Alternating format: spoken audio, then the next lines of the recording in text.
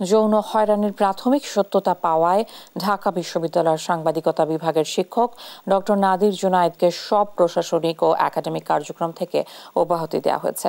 মঙ্গলবার সন্ধ্যায় সিন্ডিকেট বৈঠকে এই সিদ্ধান্ত নেওয়া হয়। অবশ্য উপাচার্য ও উপ উপাচার্যকে দেয়া এক চিঠিতে নাদির জুনায়েদ অভিযোগ করেছেন তাকে অব্যাহতি প্রদানে প্রশাসন ও সিন্ডিকেটকে চাপ প্রয়োগ করেছেন আন্দোলনরত শিক্ষার্থীরা। জান্নাতুল মোহনা রিপোর্ট। ঘটনার সূত্রপাত ৭ ফেব্রুয়ারি। ঢাকা বিশ্ববিদ্যালয়ের সাংবাদিকতা বিভাগের শিক্ষক ডক্টর নাদির জুনায়েদের বিরুদ্ধে ব্যক্তিগত আক্রোশে পরীক্ষার ফলে ধস নামিয়ে দেওয়ার অভিযোগ করেন বিভাগের ১২তম ব্যাচের শিক্ষার্থীরা।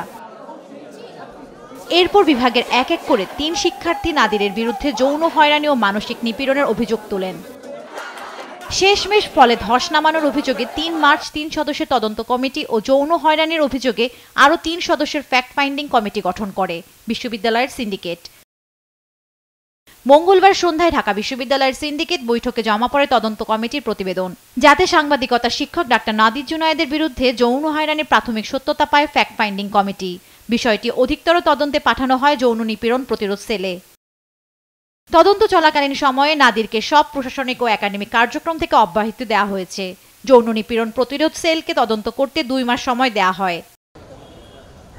এদিকে উপাচার্য ও উপ উপাচার্য বরাবর দেয়া চিঠিতে নাদির জুনায়েদ দাবি করেছেন বিশ্ববিদ্যালয় প্রশাসন ও সিন্ডিকেটকে চাপ প্রয়োগ করছে আন্দোলনরত শিক্ষার্থীরা। জান্নাতুল মোহনা, দেশ টিভি, ঢাকা।